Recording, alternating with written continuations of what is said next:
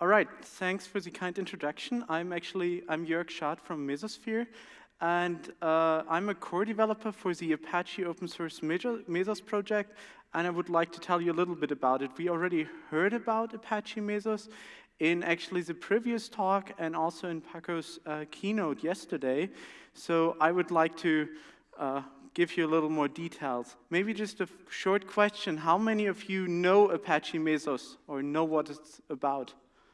Okay, quite many. How many have actually used it so far? Also quite some people. All right, I hope still I'm going to start with a more general introduction. I hope it's still something new for you as well in the later part of the talk. So what is the problem we are trying to solve with Apache Mesos? It actually starts in our data center, and what is the change in current data center? Previously, it was often I had a lot of small apps like web servers, which were run on one big server. And this big server I would usually I would install VMware on it and then have smaller virtual machines running on this big server. And this is actually changing. So most talks we heard over those last 2 days, it was about distributed applications. And the change here is that those applications, it's one big application which is running over a cluster of usually commodity hardware. And so it's aggregating several servers, whereas in the old world, it was usually that I would have to divide this one big server up between different applications. And let's see a little bit how that usually looks like. So I might have my big cluster here, and I have different applications running on that cluster. That might be Spark, that might be Flink, maybe I should have changed it. It could be Cassandra, it can be some web front end, it can be my integration Jenkins, or also some caching layer. And what I usually would do nowadays, I split up my clusters. That can either be the physical cluster, or it can even be on my physical cluster, I again run virtual machines, but then each virtual machine is it's dedicated to either Spark, Cassandra, Rails, or whatever. And that has several drawbacks. So for example, what happens, we're in a distributed systems. Distributed systems are hard, there are always failures. So all of a sudden, some servers for my web frontend fail. Web frontend really important, user experience. So what I really would have to do now is I have to shift over some servers. Usually I probably would go for Spark, because that's probably my analytical workload, and shift them over to my front-end cluster, so that my users again have a good experience. And a similar problem arises actually if I want to increase the workload for my Spark job. So imagine it's end of the month, I have to do some more analytics, and I would actually have to move server over from another part of the cluster and then statically assign them to my virtual Spark cluster. So we already see there are some challenges and difficulties when it comes to the static partitioning. But there's actually another big problem that for most data centers, the utilization is really bad. So what we hear from our customers, it's usually around 25–30% utilization. And that often comes through this fixed assignment of applications to machines/virtual machines. So I have my web front end, and my web front end it usually has a utilization curve throughout the day. When I have most users, there's also most traffic, so I also need most resources for that. My caching layer is usually quite stable, but for example, my analytical jobs, which could be either Spark, Hadoop, Flink, or however I want to run my analytical jobs, that actually usually follows a pattern that at night I want to do most applications. So actually opposite to when the most traffic is, I often run my analytics at the opposite time of day. And what we would actually like to achieve is that we can co-locate all those workloads and thereby achieve a much higher utilization of my data center, of my nodes, than I would have with the static partitioning. And I don't know how many of you used Docker before, but Docker is really helping us to package our applications into smaller pieces, that it becomes easier, but I still need like an orchestration layer, and this is exactly where Apache Mesos comes in. So it tries to orchestrate and tries to manage your cluster. It's a top-level Apache project for several years by now, and I would usually describe it as either a cluster scheduler or a cluster resource negotiator. We're going to go into more detail what that actually means in a few slides. It's highly scalable, so many of the users, for example, as Twitter, which were among like the first users really pushing that, or Apple, they're running clusters with several 10,000s of nodes. And so it's highly fault tolerant and really tested in a lot of production settings. The second part, which Mesos also offers, is actually an SDK, allowing people to easily write distributed applications. Also that we're going to see in a little bit more detail. And of course, as many people, Docker is kind of another hype topic right now. We also have really good Docker support in there. How many of you use an iPhone, and how many of you use Siri on that?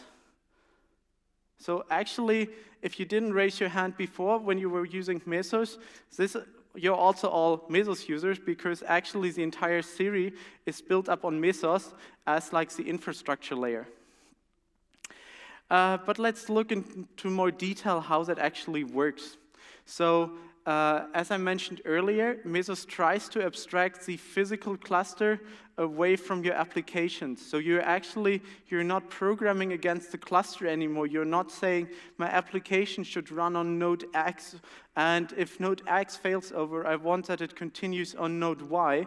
But what you actually do, you program against like the Mesos API.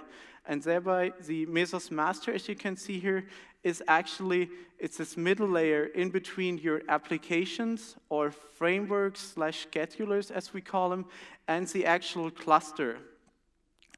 And so the scheduler interaction is as follows. Mesos is actually going to offer the scheduler. So a scheduler that could be, for example, Marathon, which is for long-running applications. It could be Yarn, as we're going to see later. It could be Spark. Let's take Spark, because we talked so much today already about Spark. So what would be the first step in the scheduler interaction? Mesos would offer resources to the Spark scheduler. So it would, for example, say, hey, Spark, do you want to use 10 CPUs and 10 gigabytes of RAM on any given node? So the scheduler actually doesn't have to care about it. Then the scheduler can actually consider and say, hey, yeah, actually, I can really use that, and it's going to launch a task on that. This launch task event is sent to the Mesos master, which will then forward it to the actual node, and there the task is going to be launched. Throughout the lifetime of such tasks, there are task status updates. So task status updates could just be task is running now, task failed, task lost. And those are, of course, also propagated back from the node via Mesos to the scheduler, so the scheduler can react on that. So the scheduler framework will be notified when a task is done or when a task has failed. I mentioned those resource offers, and this can be kind of confusing because it's the other way around than for many other models. So like the typical request model would be that a consumer says, hey, cluster or cluster scheduler, I want to start a job. I need 5 CPUs. I need 1 gigabyte of RAM for that. Please provide it to me. And then the cluster manager would say, yeah, here you go. And with Mesos, it's the other way around. So what Mesos will do, Mesos will by itself offer resources to different frameworks. So there's these allocation algorithm. It's DRF. It's a really interesting paper if you want to go into more details. What it basically tries to do, it tries to allocate the resources fairly between the different services, the different frameworks running in my cluster.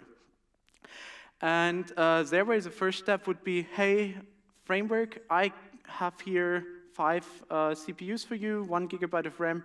Do you want to use this? Do you have something you want to start on that? And then the framework can actually say, no, I don't. I am already running all my tasks. I don't need more resources. Or it could actually say, yes, I could use that. And then it can actually start a task on this.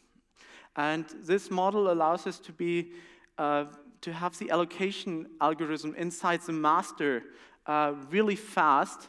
If we go back 2 slides, this Mesos master, it's a central component which does the scheduling. So we want we want it to be as general as possible and have it to do as little work as possible. And this is why we have this really simple algorithm. If on the former model, in the request model, you have to do way more matching. You have to check whether you can actually offer that.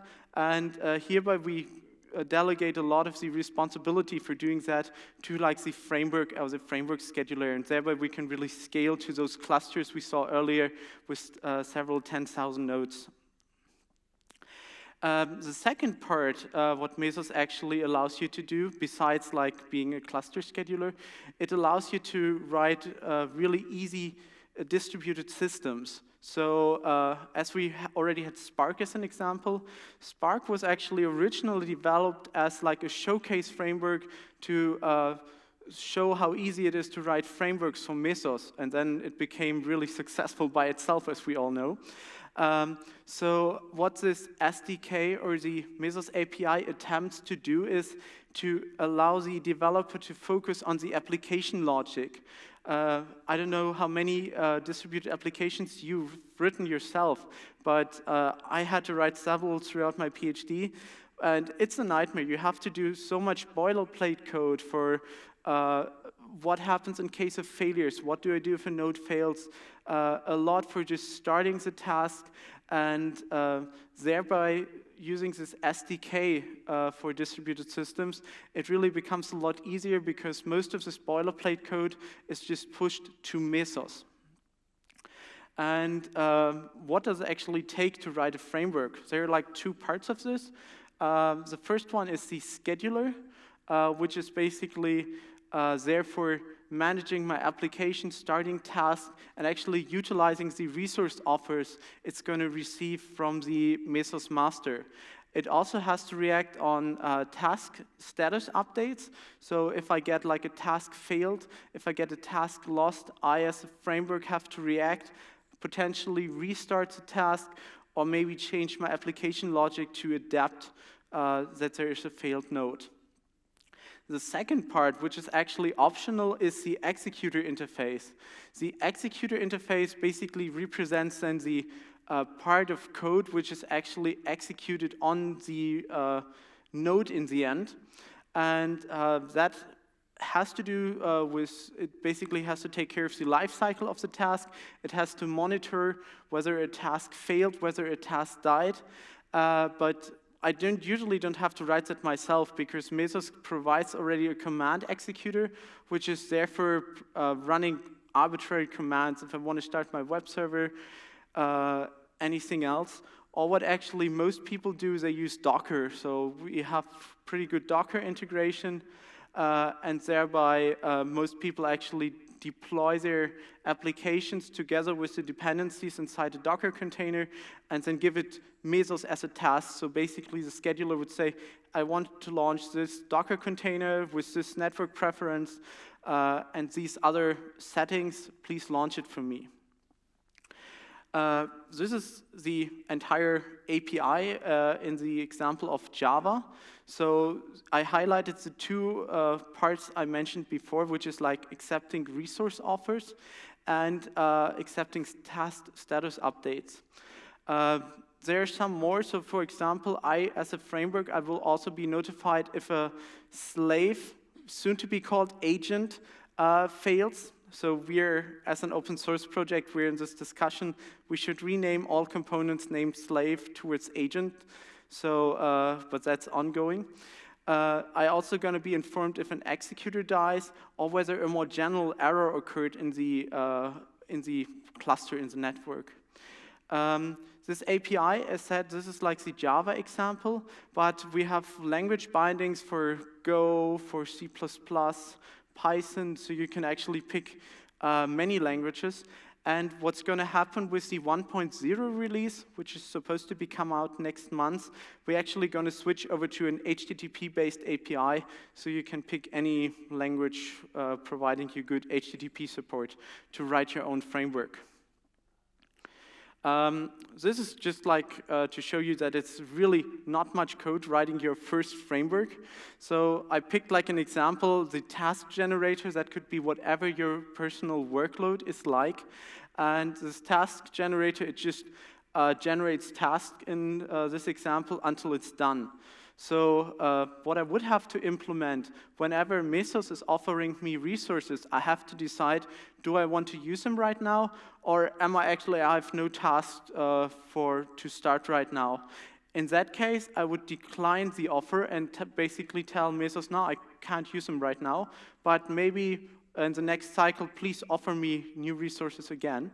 Or if I have tasks I want to start, I would generate my task info and then launch the task based on this offer.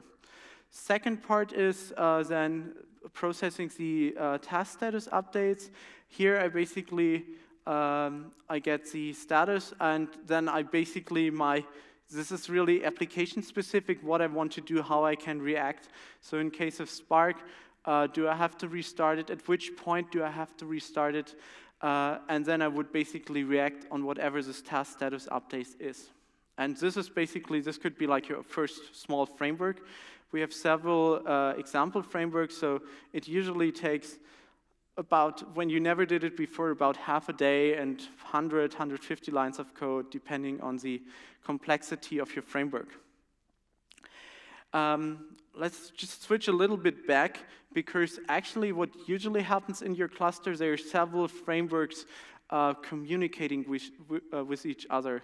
So we have so-called infrastructure frameworks. This could be frameworks providing services to yet other frameworks. So for example, HDFS would be such infrastructure framework.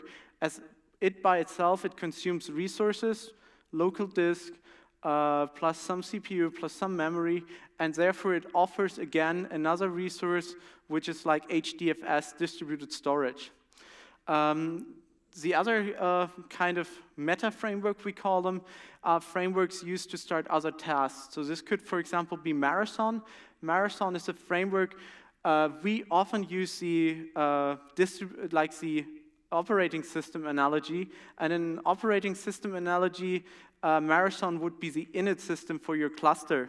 So Marathon is used to run, if I have long-running tasks, if I say I always want to have 10 web server running in my entire cluster, I'm just going to specify that to Marathon, and then Marathon is going to take care of running them. Then underneath all those applications, which could also be just vanilla apps like Docker containers or microservices, I can have several clouds. So we have some customers using that to deploy across on-prem and across then public clouds or private clouds. So this is also nice that Mesos abstracts a little bit away from the underlying physical system or even systems. There's still like some work to do. I wouldn't claim that it works perfectly, but it's a good way to just have this layer in between, which gives you this common API, and you don't have to worry whether it's AWS, whether it's on-prem, or whether it's GCE, Azure, or whatever underneath. The second part where actually a lot of people use Mesos is for container orchestration. How many of you are using Docker in production? Some, okay, not so many. So I really like Docker because it's really simple. On my local laptop, I can easily spin up like an Ubuntu container within like a minute max with setup and everything involved. But it really becomes more difficult once I have several containers, if I'm not talking about a single container. If I have my Cassandra container talking to my web frontend, I maybe want to co-locate them, and there it really becomes running then containers at scale in production is a real challenge, and that's also where Mesos is quite helpful, allowing you to orchestrate and control those containers and avoid those scenarios we can see over here. We as Mesosphere, we actually have a DCOS, it's the Data Center Operating System, which is built around this kernel, the Apache open source project. Actually, most of those projects are open sourced, but this is basically like the offering we as a company have to our clients. And it's not enough if you run Mesos yourself. I personally find most important you need monitoring around it to still detect, it's still a distributed system, so there's still going to be nodes failing, there's still going to be network issues, and that's why it's really mandatory to have like monitoring around it. Another big problem usually is once, as said, we're abstracting away from the individual nodes, so you just say launch Cassandra in my cluster.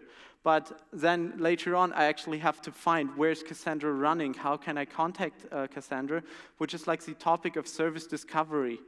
And then the overall challenge, basically, how do I tell my cluster, deploy Cassandra to my cluster?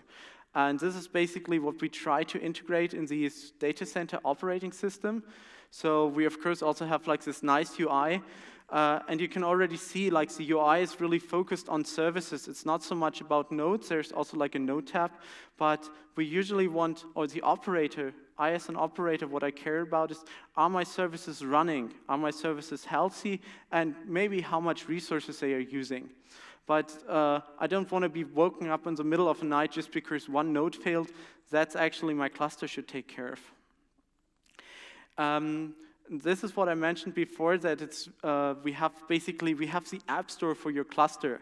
So you can, with one command, you can say deploy HDFS in my cluster, deploy Spark in my cluster, and then we also have like a really nice way of addressing to start Spark jobs from like a single CLI.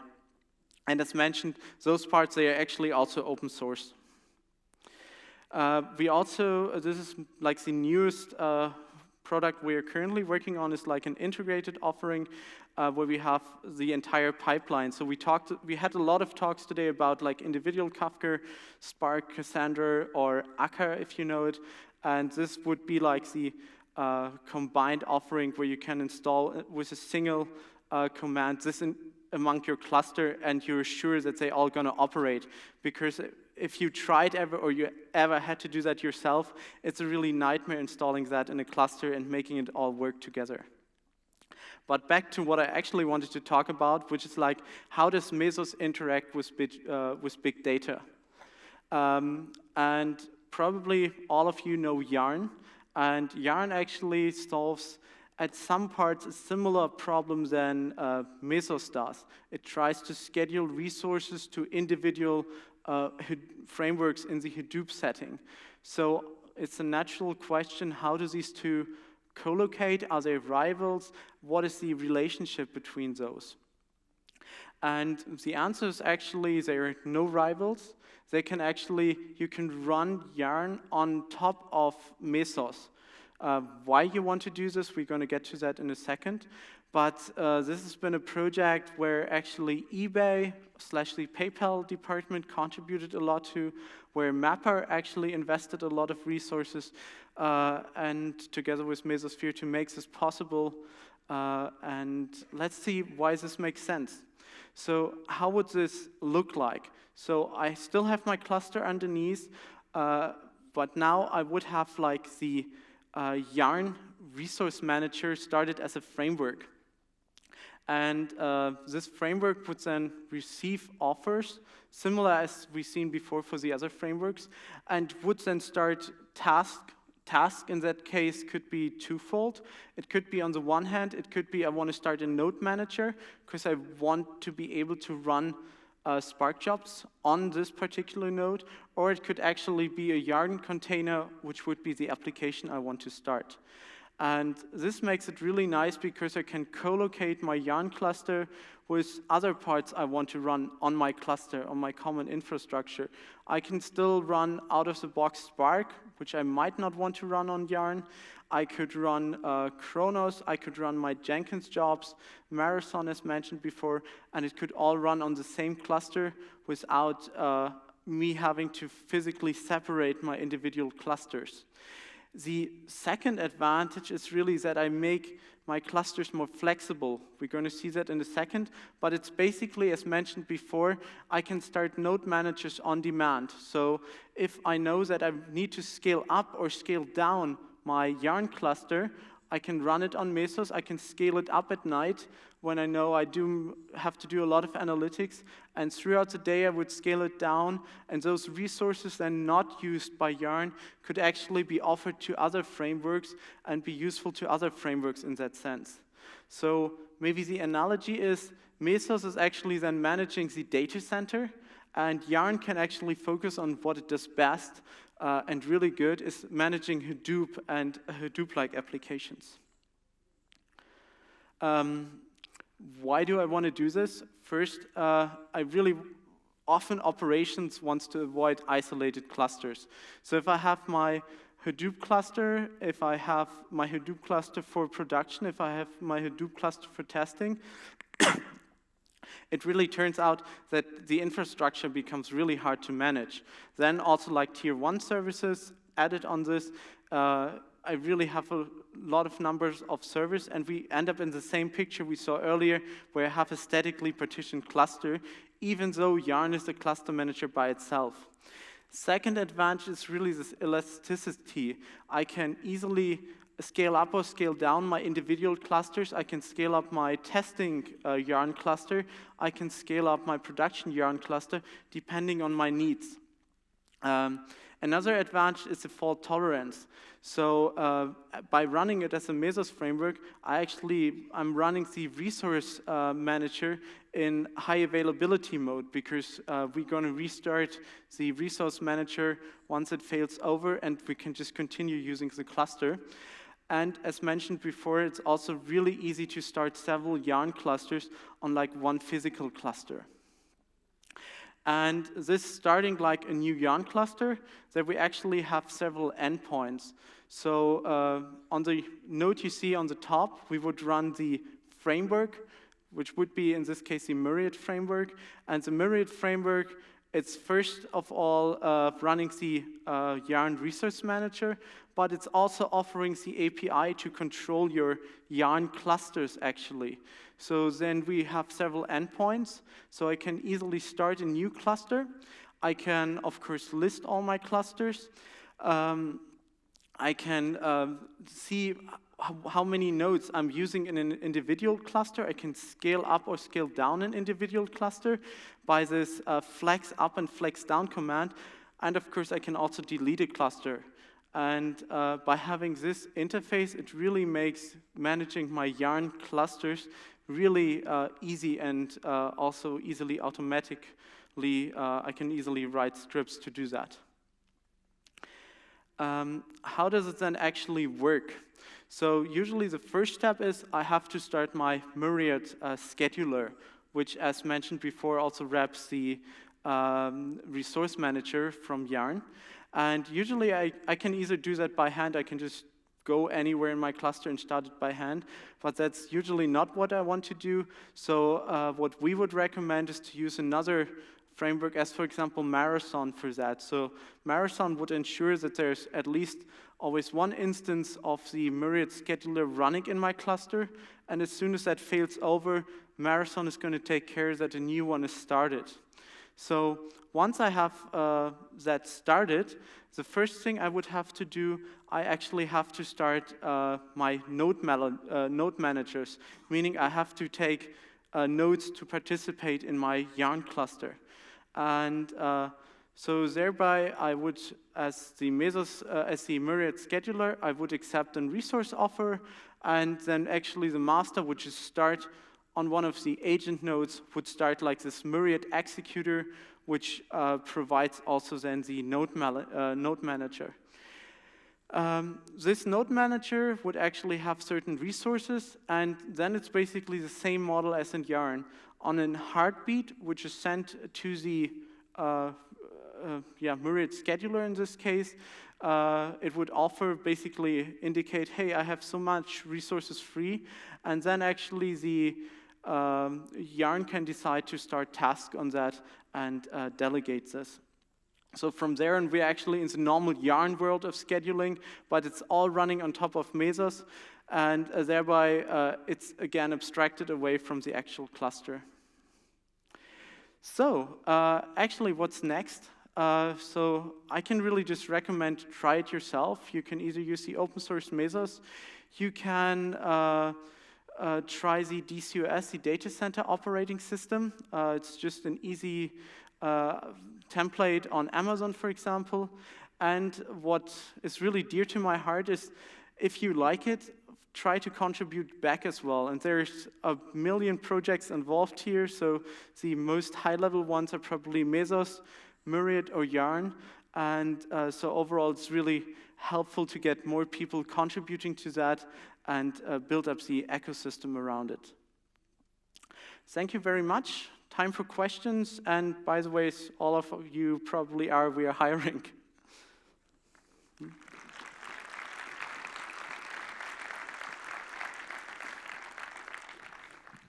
So, questions, please? Oh. Who's first?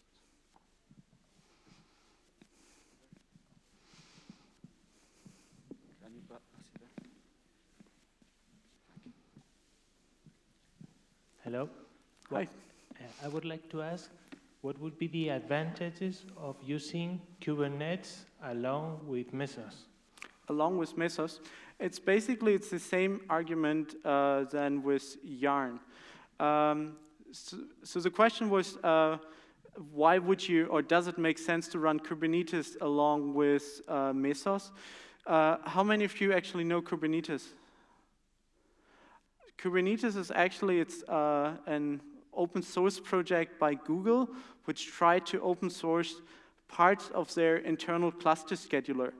And again, it's a similar argument than with Yarn. So if you Kubernetes is really great at running your Docker containers.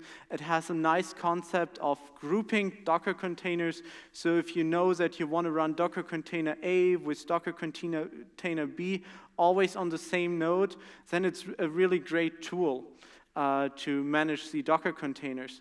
But what we see usually in practice is that there's probably like one department who wants to start with Kubernetes, there's another department who still wants to use Yarn, and there's probably like another department who wants to run their own microservice solution. And thereby it's again the question, do you want to share your cluster? If you say your cluster is solely for your Kubernetes workload, great, just use Kubernetes, even though it's really hard to set up, trust me.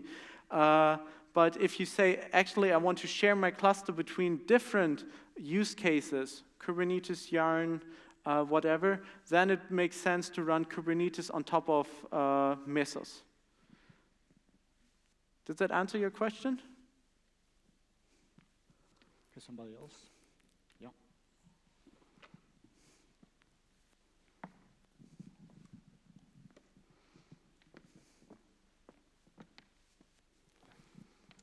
Hi. First of all, congratulations by your presentation. I would like to ask you, what about the relation between Apache Mesos and technologies such as OpenStack? Which is the place for everyone? So actually, OpenStack is really interesting because, first of all, we tried that you can run Mesos on top of OpenStack, so you can then basically use the interfaces and automatically scale up, scale down your cluster. Or you can also run OpenStack on top of Mesos. So it's a little bit the question: what do you want to do? What do you need it for? In my opinion, it tackles a little bit a different problem. So Mesos is really targeted at how do I orchestrate, how do I start my tasks, how do I keep them running, while OpenStack is basically like, how can I partition my cluster into virtual machines, how can I offer those virtual machines like an Amazon-like setting. So I wouldn't say they're actually orthogonal, and you can nicely use them together. Yeah. Okay. Thank you very much. Okay, last one maybe? No? Okay, Jörg, that's amazing. Thank you very much.